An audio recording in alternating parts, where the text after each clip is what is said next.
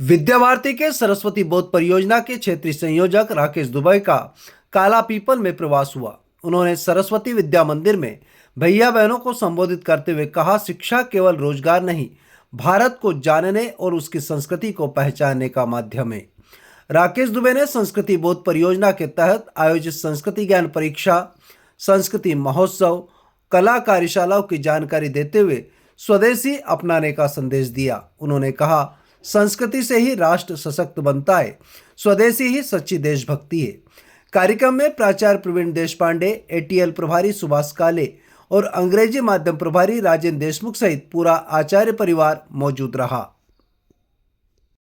मैं राकेश दुबे और मेरे पास जो विद्या भारती मध्य क्षेत्र का संस्कृति बोध परियोजना का अभियान प्रमुख का दायित्व है।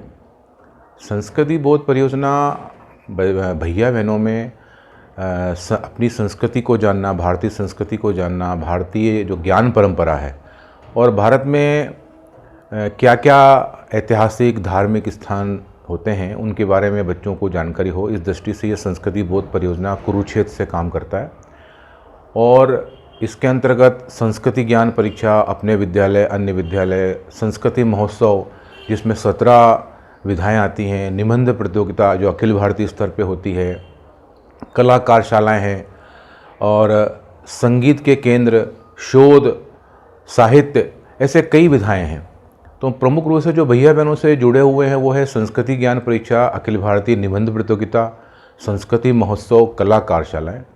इन चारों विधाओं से भैया बहनों में बहुत परिवर्तन आता है, क्योंकि जब संस्कृति ज्ञान की पुस्तिका वो पढ़ते हैं तो जो हमारी जो भारतीय संस्कृति है उसके बारे में उनको जानकारी मिलती है। हमारे आसपास कौन से ऐतिहासिक स्थान हैं, धार्मिक स्थान हैं, कौन से रमणीक स्थान हैं, हमारी जो सनातन संस्कृति है, हमारे वेद क्या बोलते हैं, हमारे पुराण क्या बोलते हैं, वेदों में क्या है, उपनिषदों में क्या है, ये बच्चों को जानकारी मिलती है और वो उसको बहुत अच्छी तरह से पढ़ रहे हैं। और जो प्रश्नमंच की प्रतियोगिता इसमें जो होती है वो संस्कृति ज्ञान की पुस्तिका और अन्य 6-7 पुस्तकों को लेकर ही उनकी प्रतियोगिता होती है।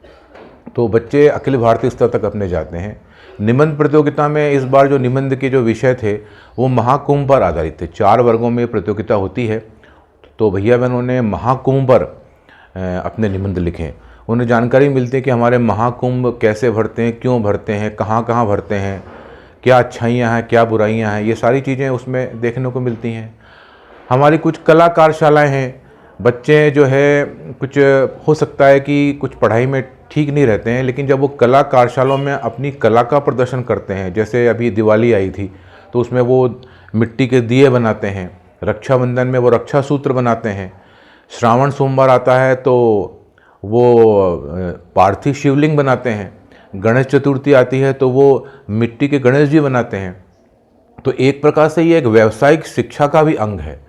जो पढ़ने में ठीक नहीं है तो वो व्यावसायिक शिक्षा में आ सकता है, इन कलाओं को आगे बढ़ा सकता है और अपना व्यवसाय बना सकता है इन कलाओं के माध्यम से। तो अपने जो भैया बहन हैं वो इनमें बहुत बढ़ चढ़ कर हिस्सा लेते हैं और उनको बहुत आनंद आता है।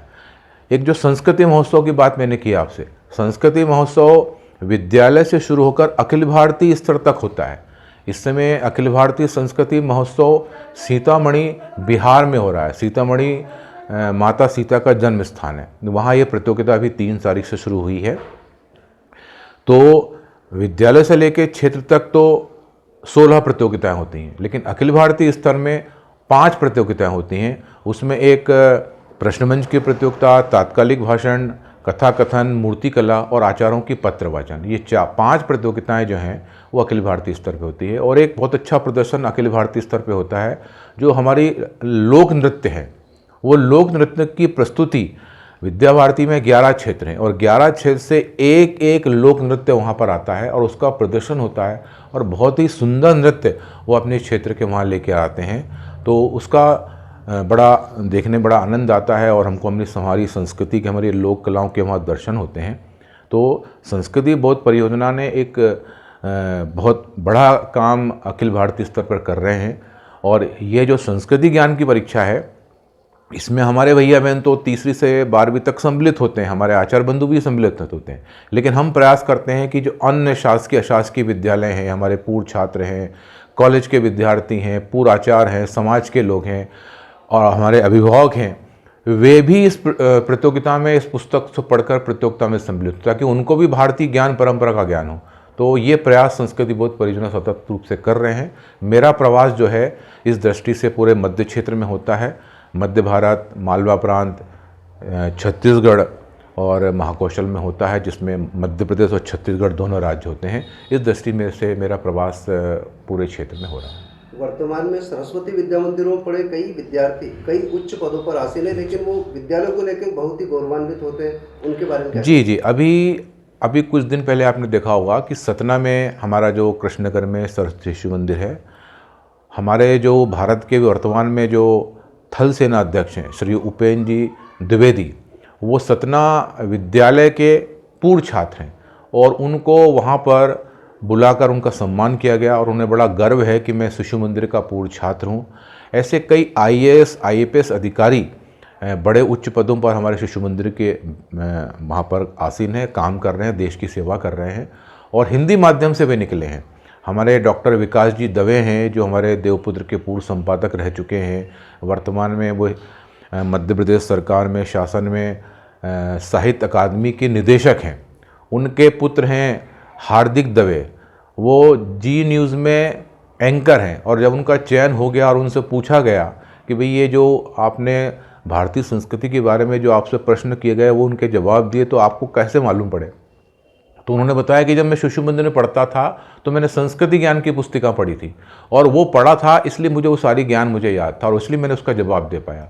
उन्हीं की बहन है, वो अभी वर्तमान में 1 महीने पहले मध्य प्रदेश शासन में डिप्टी कलेक्टर बनी है, वो भी पूर्व छात्र हैं और उन्होंने भी इन पुस्तकों से पढ़कर ये पद प्राप्त किया है। तो अपने शिशु मंदिर के छात्र, चाहे वो इंजीनियरिंग क्षेत्र हो, डॉक्टर और मेडिकल का क्षेत्र हो, भारतीय प्रशासनिक सेवा हो, स्टेट की प्रशासनिक सेवा हो, हर क्षेत्र में वो हमारे भैया बहन आगे हैं और हमारे देश की सेवा कर रहे हैं।